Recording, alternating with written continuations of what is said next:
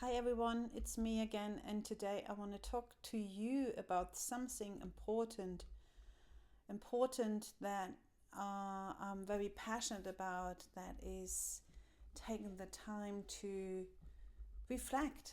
And it's a really good opportunity here right now at the near end of the first half of this year to actually stop or pause, however you want to call it, and to set or reset the intentions for the second half of the year. So this is something that's been meaningful to me, and I have actually really provided you with some guided instructions for contemplation at the end of last year or beginning of this year. So you might have done this, and again you can or may want to revisit this by just engaging and following up on this talk. So this is also very meaningful given that there's so many concerning things happening in the world. There's a lot of stuff going on, and it is really challenging to actually really watch the news every day. And it makes you or makes me sometimes feel quite hopeless or helpless. Not hopeless, there's always hope because I'm quite positive and optimistic, but it has a tendency, by watching the news all the time and just walking through this life, that takes so much energy away, and it is so easy to lose track of inside of yourself and the connection that you maybe worked so hard on it to keep that going. So I thought this might be then another good reason to check in with that and to perhaps really bring in a mindfulness, self-compassionate component, as well as gaining, or with these techniques, gaining a deeper understanding of your own thoughts and emotions, and be more intentional and deliberate in your practice. I think that is something very much important, and that's I want to show you how I want to move forward, and maybe see this an invitation or encouragement for you, how you want to move forward or how you want to approach the next moment. Maybe it's not so much about moving forward, it's more about how to be fully present. And the opportunity here is, and I really see this as a benefit of contemplation and reflection. So why is that so important? If you just give yourself a moment to check in, if you do have the practice of frequent reflection, whether that's daily, weekly, monthly, or every 6 months, or just once a year, whatever you do, you might have your own practice of meditation where you do it in a bit more formal way.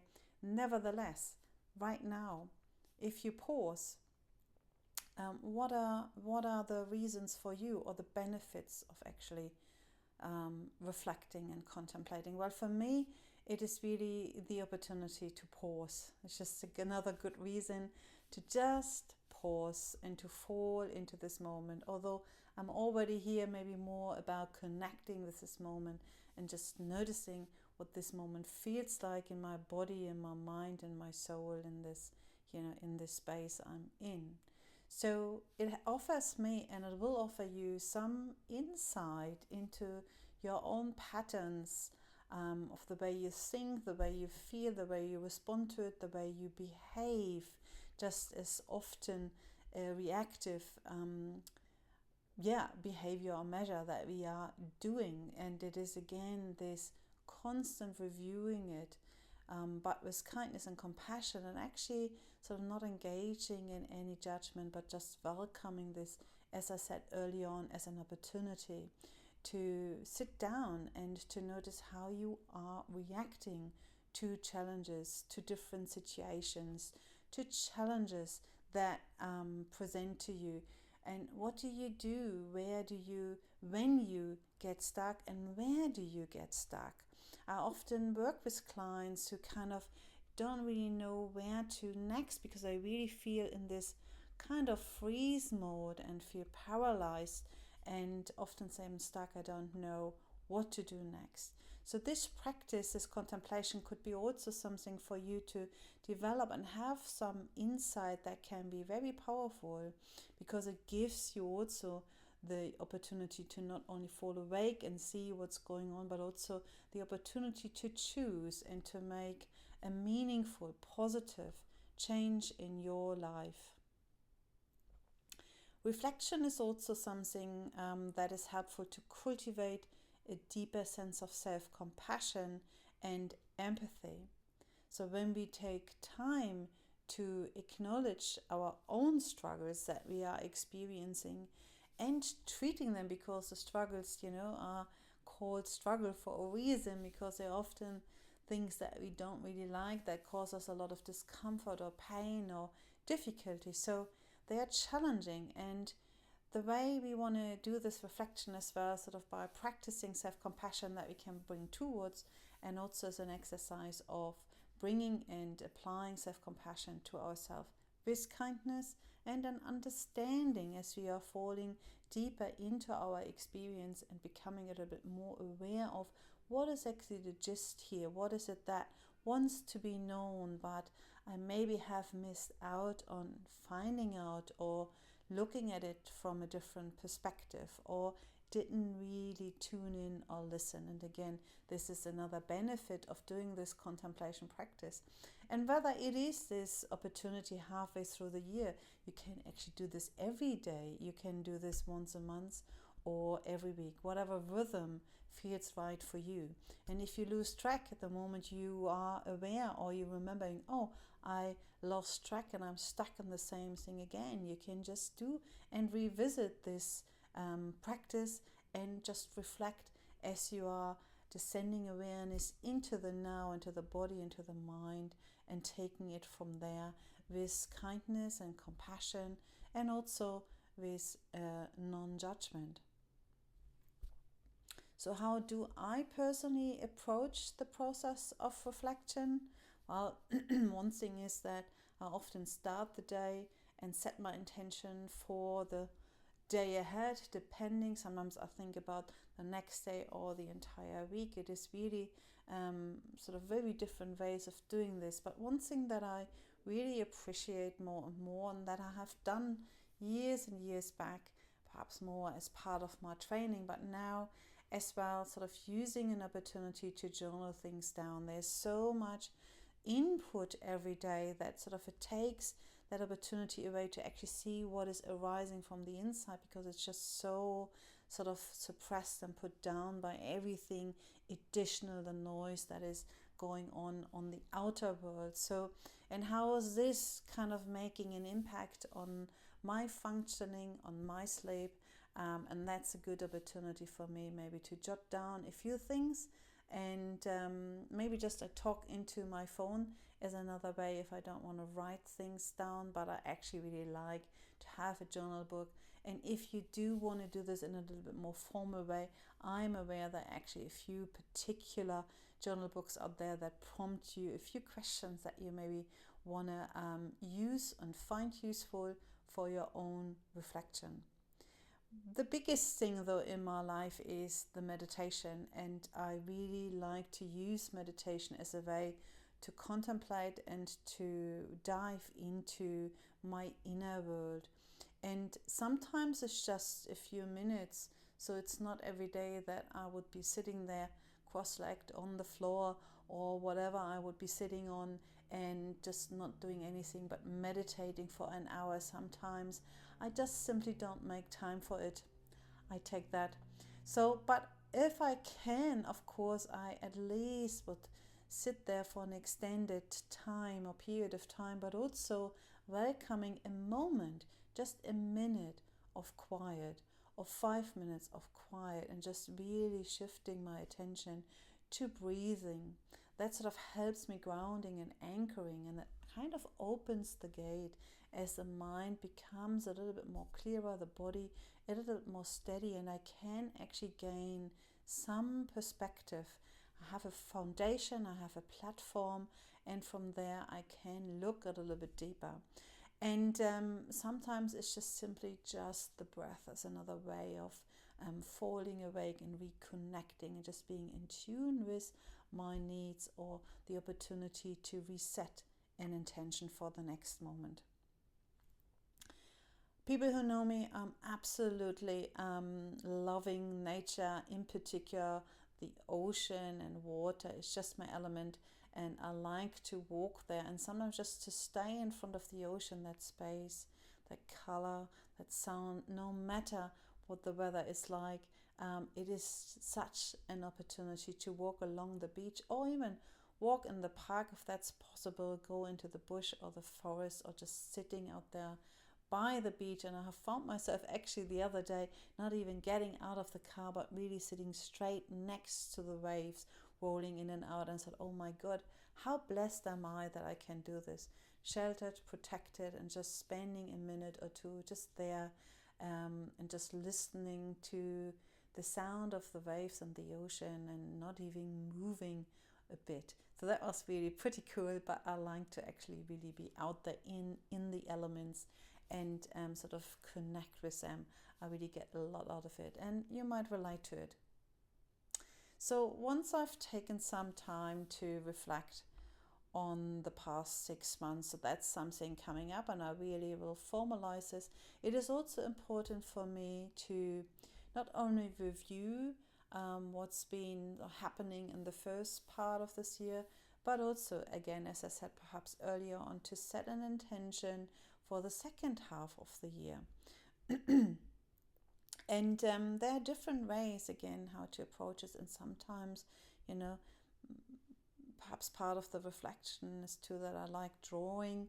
You can see a painting here behind me. That is something that I did after my visit to Germany, after the COVID lockdown for more than 2 years, and sort of having this as a way to reflect on my experience at that time and the return back home, which was really a lovely thing. But I'm getting a little bit off track. So what are the things I'm doing beside the walking on the beach or the meditation or the journaling? So I really like to perhaps deliberately choose an area of my life that I want to pay a little bit more closer attention to, and that I want to find out how much am I aligned with my own values and my needs and my intentions that I've set earlier on this year. So this could be, my life. This could be, of course, my life, but this could be the self-care. How am I looking after myself? How am I actually filling that space? How am I taking care of myself on a day-to-day basis? This is also looking at relationships, and I find that one the toughest one, and I really need a lot of grounding for that, and I really encourage you to do that too, because relationships are sort of causing us the biggest hurt. We often don't really realize that. But another sort of topic could be just work. How's the practice going, and reviewing that. I really think so far it is, for me, working really well, and I am tremendously grateful for having that opportunity to work the way, to live the way I live at the moment. Of course, there is always pain in my life, chronic pain, of course, as you know, and other things that I have to be in touch and in check with. But, I've made my peace with that and allowing myself to go with the flow moment by moment. And that doesn't mean that sometimes things really flaring up and becoming very difficult. And again, I can bring kindness and friendliness towards, and knowing that actually I do the best I can. So setting an intention for self-care perhaps is right now for this coming time. I've injured my knee, so it's about how can I make sure that it doesn't get worse? What do I need to do? I'm sort of engaging with the physiotherapy and doing my exercises, really committing to it, and again realizing this is also what we do in meditation, realizing that I have to do it. No one else can do this for me. If I want to increase quality of self-care, health and general well-being, more time with my family or friends or whatever it is, I actually have to take action. I also, finally, what I would like to say in that regard, I also approach each intention with a sense of curiosity and openness. And rather than just staying there on the surface and just say yes, no, tick box, like, don't like, want more, want less of this, it is really that opportunity to dive beneath the surface. And I know in all of this, what I'm going through, I want to be perfect. And again, I hear me saying very often, even in therapy, there is no such thing, and yet we all strive for it. Nevertheless, there will be challenges along the way, and I try again to stay grounded. I think it comes back to this, to stay grounded in my intentions and to stay open to that inside work, that learning, and that growing in it. And sometimes it's just not so obvious or the big sort of step. And again, this is another benefit of pausing and reflecting and sort of and contemplating, because we become aware of the subtlety of the small things that have changed because we have taken action and sort of paid attention to it. That's a really cool thing, I must tell you. So that's a little bit of an example of my process for reflection and setting an intention. I encourage you to do that too. Take some time to try this out just for yourself. Again, halfway through the year, this is a good kind of time anchor to use that as an opportunity or a reason, or for whatever you want to sort of, use that sort of timestamp of the year to sit down, to walk with it, to move with it, and to maybe journal it, to draw it, or to explore it on a very different level. So journal, meditate, spend some time outside. It's not always about the doing. It is first of all the knowing. And not only the knowing from the head, but knowing from the inside. As you know, our experience often is about there's wisdom and there's confusion. And how can we bring these two together? And how can their wisdom sort of support the confusion to bring in some clarity? And confusion is actually a wonderful opportunity to access your own inner wisdom. So for now, take some time, maybe pencil in some particular time, maybe at the end of the week, actually really coming sort of close matches the end of the first year of half of this year is actually really falling into a weekend, I think, for the majority of us, or living sort of on my side here at this end of the world, and it's an opportunity to use maybe the weekend or the coming days, just this transition to really pause and set an intention for the second half of the year. If you like, even come to my session, practice session on the 13th of July online. We meet on Zoom, and mainly it's the people who have graduated from the mindfulness courses over the many years. Everyone is invited. So, and even if you have lost connection and track of all of this, you're welcome to join us and simply reconnect. But if you do this practice, setting an intention, reviewing first half of this year and setting the intention for the next second half of this year, whatever comes up for you, whatever bubbles up, much or nothing or little, that's okay. Everything is welcomed. Join me there or join us there to practice and contemplate and maybe share a little bit, and let's support each other as we move towards and forward with mindfulness, self-compassion and intention. And I really, really appreciate that you've taken the time and listening to this talk. I know this has taken a little bit of time away from your, very precious schedule or life, and that's just another reason to be even more grateful. I hope to hear or see you soon. Goodbye for now.